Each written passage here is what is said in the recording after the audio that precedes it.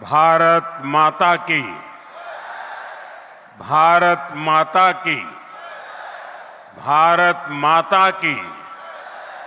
छत्तीसगढ़ महतारी की, रतनपुर वाली माता महामाया की, कर्मा माया की, बाबा गुरु घासीदास की।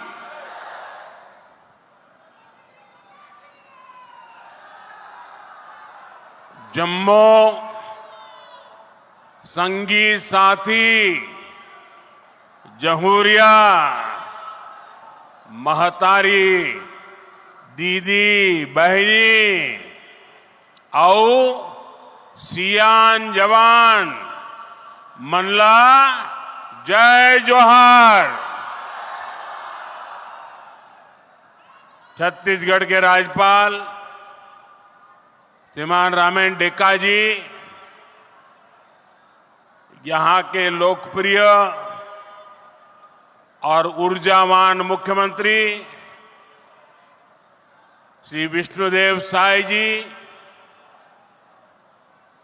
केंद्रीय मंत्रिमंडल के मेरे साथी मनोहर लाल जी, इसी क्षेत्र के सांसद और केंद्र में मंत्री तोखन साहू जी, छत्तीसगढ़ विधानसभा के स्पीकर मेरे परम मित्र रमन सिंह जी, उप मुख्यमंत्री विजय शर्मा जी, अरुण साव जी, छत्तीसगढ़ सरकार के सभी मंत्रीगण, सांसदगण और विधायकगण और दूर दूर से यहां आए मेरे भाई और बहनों, आज से नववर्ष शुरू हो रहा है। आज पहला नवरात्र है और ये तो माता महामाया की धरती है। छत्तीसगढ़ माता कौशल्या का मायका है। ऐसे में मातृशक्ति के लिए समर्पित ये 9 दिन छत्तीसगढ़ के लिए बहुत ही विशेष रहते हैं और मेरा परम सौभाग्य है कि नवरात्र के पहले दिन मैं यहां पहुंचा हूं। अभी कुछ ही दिन पहले भक्त शिरोमणि माता कर्मा के नाम पर डाक टिकट भी जारी हुआ है। मैं आप सभी को इसकी बधाई देता हूं। साथियों, नवरात्र का ये पर्व राम नवमी के उत्सव के साथ संपन्न होगा और छत्तीसगढ़ की तो यहां की राम भक्ति भी अद्भुत है। हमारा जो रामनामी समाज है उसने तो पूरा शरीर राम नाम के लिए समर्पित किया है। मैं प्रभु राम के ननिहाल वालों को, आप सभी साथियों को बहुत बहुत शुभकामनाएं देता हूं। जय श्री राम। साथियों, आज के इस पावन दिवस पर मुझे मोहभट्टा स्वयंभू शिवलिंग महादेव के आशीर्वाद से छत्तीसगढ़ के विकास को और गति देने का अवसर मिला है। थोड़ी देर पहले 33,700 करोड़ रुपए से अधिक की परियोजनाओं का शिलान्यास और लोकार्पण हुआ है। इसमें गरीबों के घर है, स्कूल है, रोड है, रेल है, बिजली है, गैस की पाइपलाइन है, यानी ये सारे प्रोजेक्ट छत्तीसगढ़ के नागरिकों को सुविधा देने वाले हैं। यहां नौजवानों के लिए नए रोजगार बनाने वाले हैं। आप सभी को इन विकास कार्यों के लिए बहुत बहुत बधाई। साथियों, हमारी परंपरा में किसी को भी आश्रय देना एक बहुत बड़ा पुण्य माना जाता है। लेकिन जब किसी के घर का सपना पूरा होता है तो उससे बड़ा आनंद भला क्या हो सकता है। आज नवरात्र के शुभ दिन, नववर्ष पर छत्तीसगढ़ के 3 लाख गरीब परिवार अपने नए घर में गृह प्रवेश कर रहे हैं। मुझे अभी यहां 3 लाभार्थियों से मिलने का अवसर मिला और मैं देख रहा था उनके चेहरे पर खुशी नहीं समा रही थी और वो मां तो अपने आनंद रोक ही नहीं पा रही थी। मैं इन सभी परिवारों को, 3 लाख परिवार साथियों, एक नए जीवन के लिए बहुत शुभकामनाएं देता। इन गरीब परिवारों के सिर पर पक्की छत आप सभी की वजह से ही संभव हो पाई है। ये मैं इसलिए कह रहा हूं क्योंकि आपने मोदी की गारंटी पर भरोसा किया।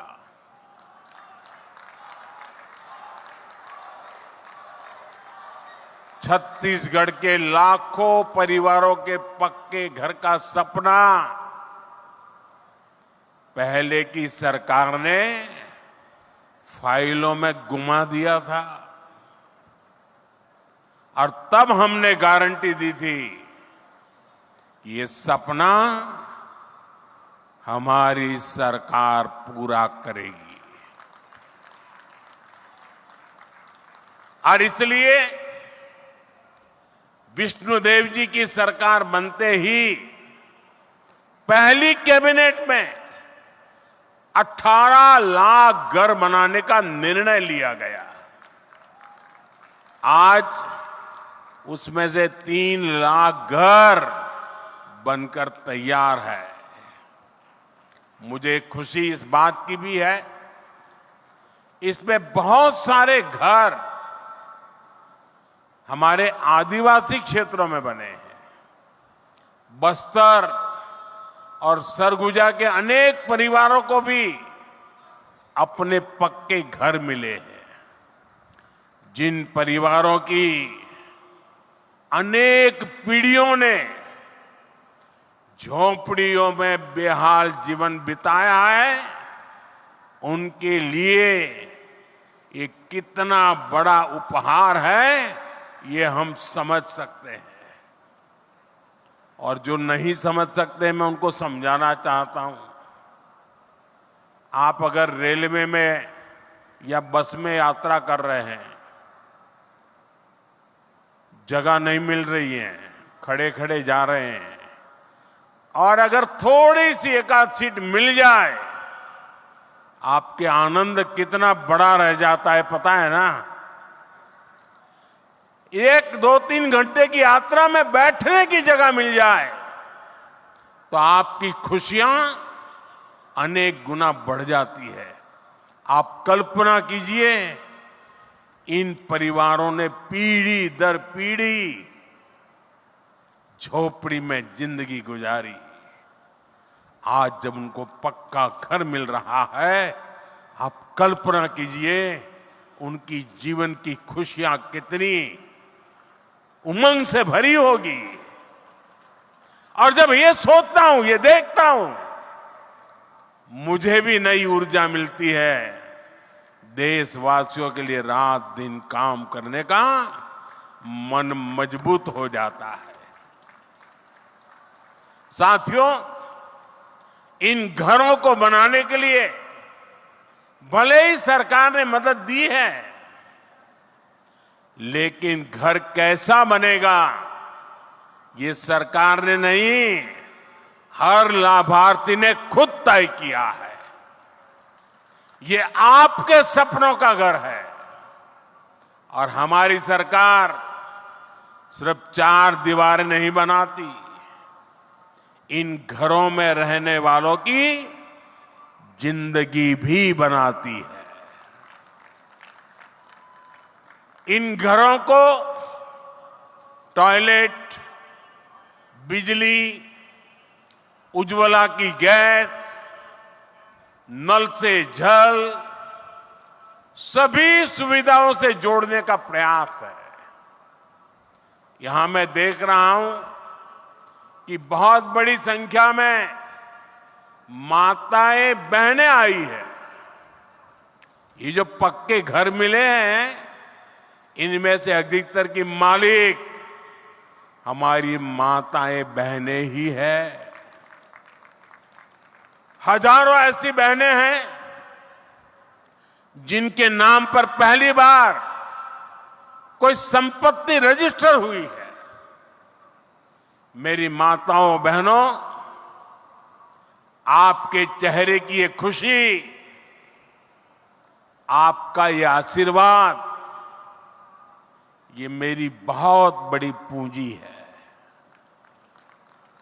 साथियों, जब इतने सारे घर बनते हैं, लाखों की संख्या में घर बनते हैं, तो इससे एक और बड़ा काम होता है। अब आप सोचिए, ये घर बनाता कौन है? इन घरों में लगने वाला सामान कहां से आता है? ये छुटपुट का सामान कोई दिल्ली मुंबई से थोड़ा आता है। जब इतने सारे घर बनते हैं तो गांव में हमारे राजमिस्त्री, रानी मिस्त्री, श्रमिक साथी, सभी को काम मिलता है। और जो सामान आता है उसका फायदा भी तो स्थानीय छोटे छोटे दुकानदारों को होता है, जो गाड़ी में, ट्रक में सामान लाते हैं उनको होता है।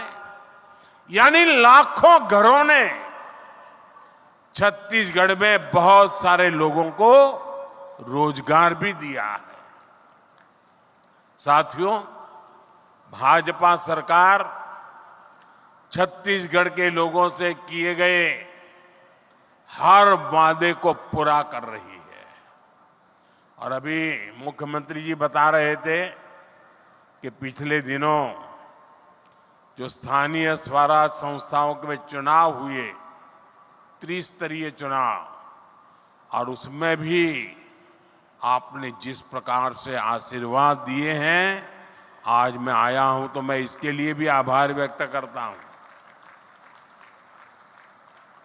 साथियों, यहां बहुत बड़ी संख्या में अलग अलग योजनाओं के लाभार्थी आए। आप सभी ने अनुभव किया है कि हमारी सरकार कितनी तेजी से अपनी गारंटियां पूरी कर रही है। छत्तीसगढ़ की बहनों से हमने जो वादा किया था वो पूरा करके दिखाया। धान किसानों को 2 साल का बकाया बोनस मिला है। बढ़े हुए एमएसपी पर धान की खरीदी की गई है। इससे लाखों किसान परिवारों को हजारों करोड़ रुपए मिले हैं। कांग्रेस की सरकार में यहां भर्ती परीक्षाओं में भी खूब घोटाले हुए। भाजपा सरकार ने भर्ती परीक्षाओं में हुए घोटालों को लेकर जांच बिठाई है और हमारी सरकार पूरी पारदर्शिता के साथ परीक्षाएं करवा रही है। इन ईमानदार प्रयासों का नतीजा है कि भाजपा पर जनता का भरोसा बढ़ता जा रहा है। विधानसभा और लोकसभा चुनाव के बाद हम निकाय चुनाव में भी यहां भाजपा का परचम लहराया है। छत्तीसगढ़ की जनता भाजपा के सरकार के प्रयासों को अपना भरपूर समर्थन दे रही है। साथियों, छत्तीसगढ़ को राज्य बने 25 साल हो रहे हैं। ये वर्ष छत्तीसगढ़ का रजत जयंती वर्ष है।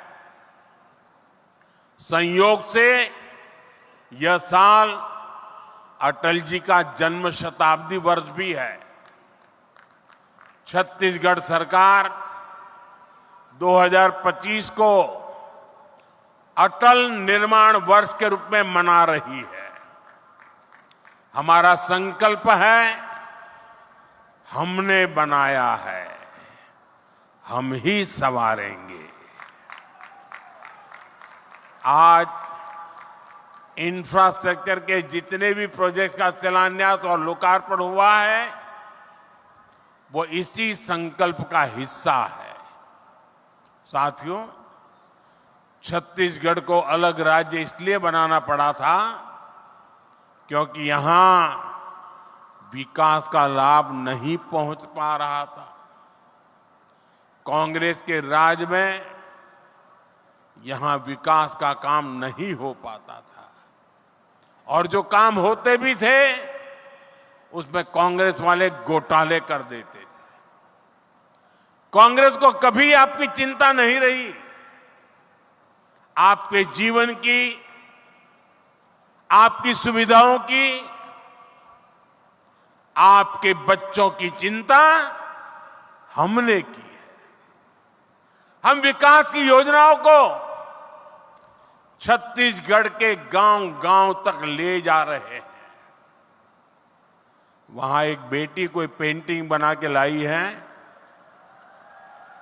बेचारी कब से हाथ ऊपर रख के खड़ी है। मैं जरा सिक्योरिटी वालों से कहूंगा उस बेटी को जरा पीछे बेटा नाम पता लिख देना, मैं आपको चिट्ठी भेजूंगा, जरा इसको कोई कलेक्ट करके मेरे तक पहुंचा दे।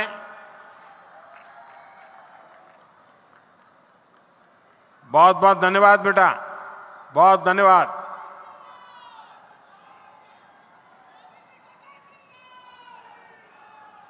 आज आप देखिए यहां दूर सुदूर के आदिवासी क्षेत्रों में भी अच्छी सड़कें पहुंच रही हैं।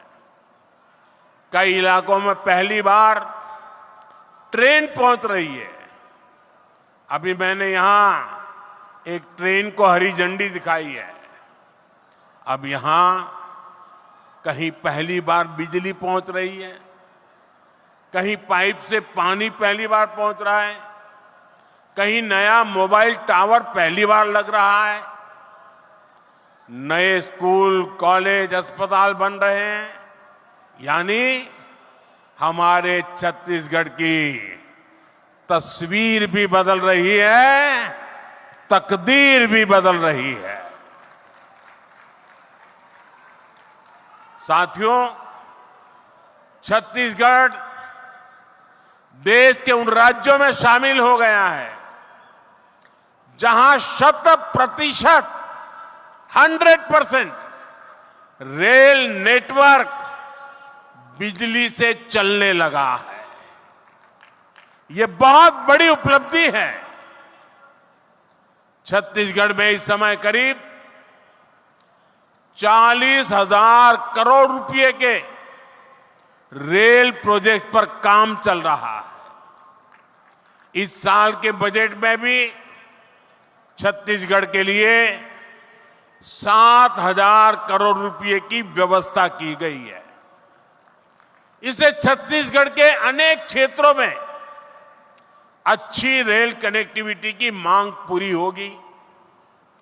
इससे आसपास के राज्यों से कनेक्टिविटी भी बेहतर होगी। साथियों, विकास के लिए बजट के साथ साथ नेक नियत भी जरूरी है। अगर कांग्रेस की तरह मन और मस्तिष्क में बेईमानी भरी हो तो बड़े से बड़े खजाने भी खाली हो जाते हैं। यही स्थिति हमने कांग्रेस के शासन के दौरान देखी है। इस कारण आदिवासी अंचलों तक विकास नहीं पहुंच पाया। हमारे सामने कोयले का उदाहरण है। छत्तीसगढ़ में बहुत बड़ी मात्रा में कोयला है, लेकिन यहां आपको जरूरत भर की बिजली नहीं मिल पाती थी। कांग्रेस के समय में बिजली की हालत खस्ता हाल थी। यहां पर बिजली के कारखानों पर उतना काम नहीं किया गया। आज हमारी सरकार यहां नए बिजली कारखाने लगवा रही है। साथियों, हम यहां सौर ऊर्जा से बिजली बनाने पर भी बहुत अधिक जोर दे रहे हैं। और मैं आपको एक और बड़ी शानदार योजना के बारे में बताऊंगा। मोदी ने एक ऐसी योजना शुरू की है जिसमें आपका बिजली बिल 0 हो जाएगा और घर में बिजली पैदा करके आप कमाई भी कर सकेंगे। इस योजना का नाम है पीएम सूर्यघर मुफ्त बिजली योजना। इसके लिए हमारी सरकार हर घर को सोलर पैनल लगाने के लिए 70-80 हजार रुपए की मदद दे रही है। यहां छत्तीसगढ़ में भी 2 लाख से ज्यादा परिवारों ने पीएम सूर्यघर मुफ्त बिजली योजना में अपना रजिस्ट्रेशन करा दिया है। आप भी इस योजना से जुड़ेंगे तो आपको बहुत लाभ होगा। साथियों, नेक नियत का एक और उदाहरण गैस पाइपलाइन भी है।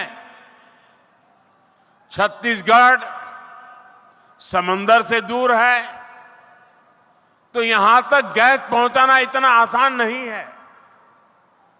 पहले जो सरकार थी उसने गैस पाइपलाइन पर भी जरूरी खर्च नहीं किया। हम इस चुनौती का भी समाधान कर रहे हैं। हमारी सरकार यहां गैस पाइपलाइनें बिछा रही है।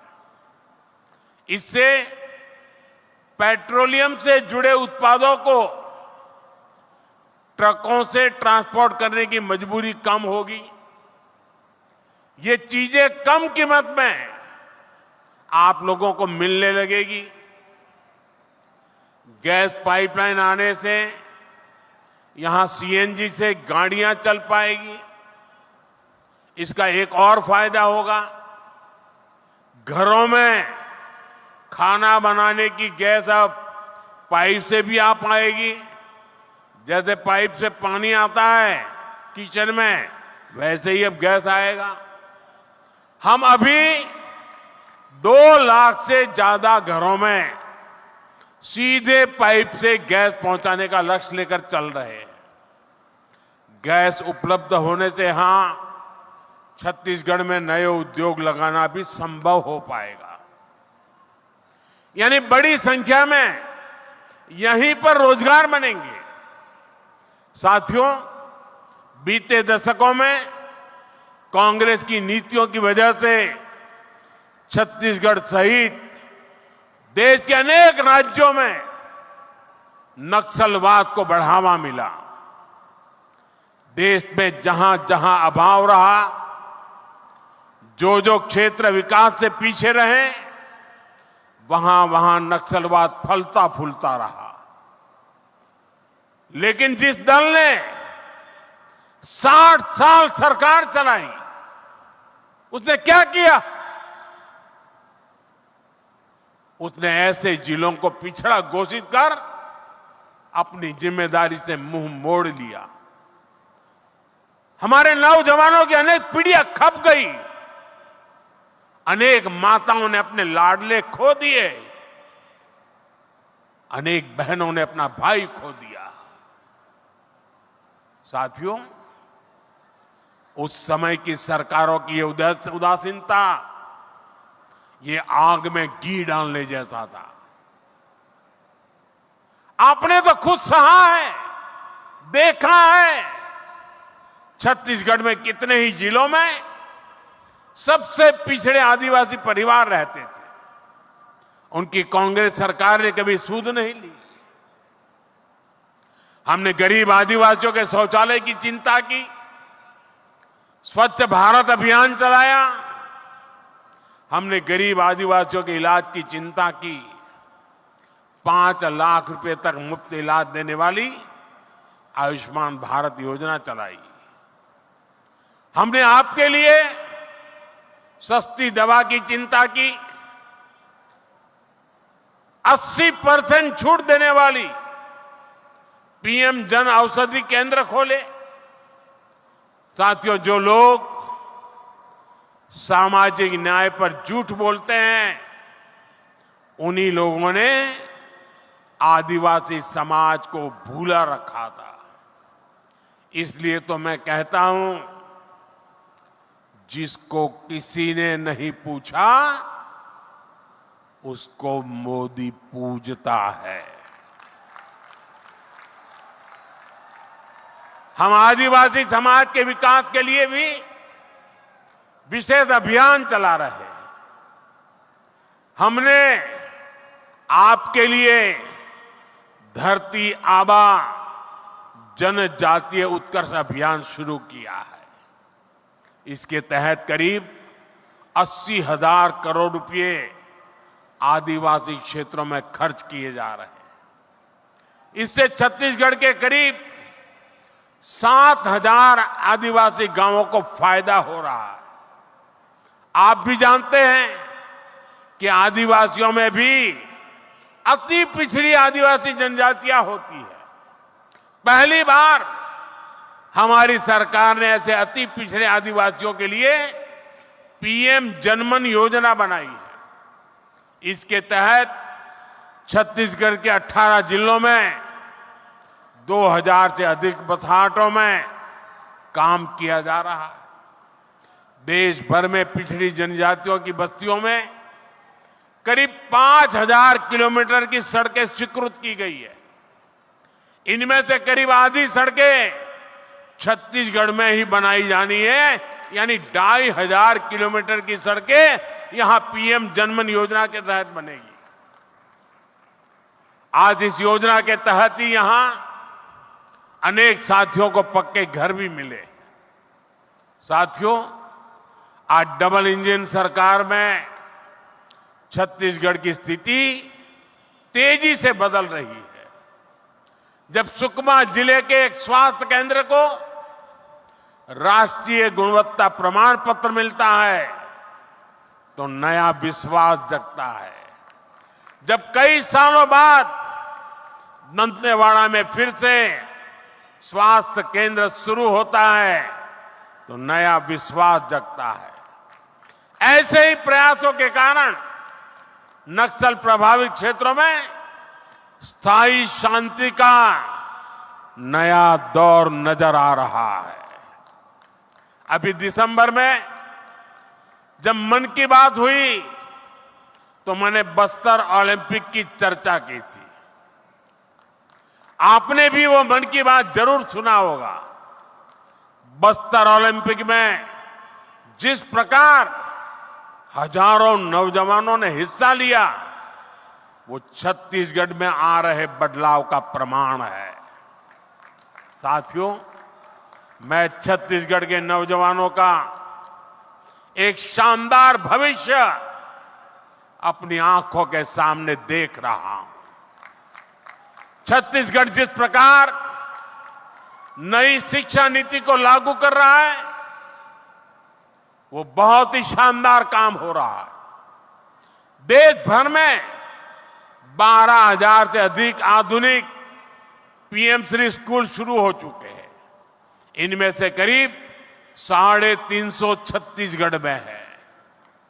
ये पीएम-श्री स्कूल दूसरे स्कूलों के लिए आदर्श बनेंगे। इससे राज्य की पूरी शिक्षा व्यवस्था का स्तर ऊपर उठेगा। छत्तीसगढ़ में दर्जनों एकलव्य मॉडल स्कूल पहले से ही शानदार काम कर रहे हैं। नक्सल प्रभावित इलाकों में भी अनेक स्कूल फिर से शुरू किए गए हैं। आज छत्तीसगढ़ में विद्या समीक्षा केंद्र की भी शुरुआत हुई है। यह भी देश की शिक्षा व्यवस्था में एक बड़ा कदम है।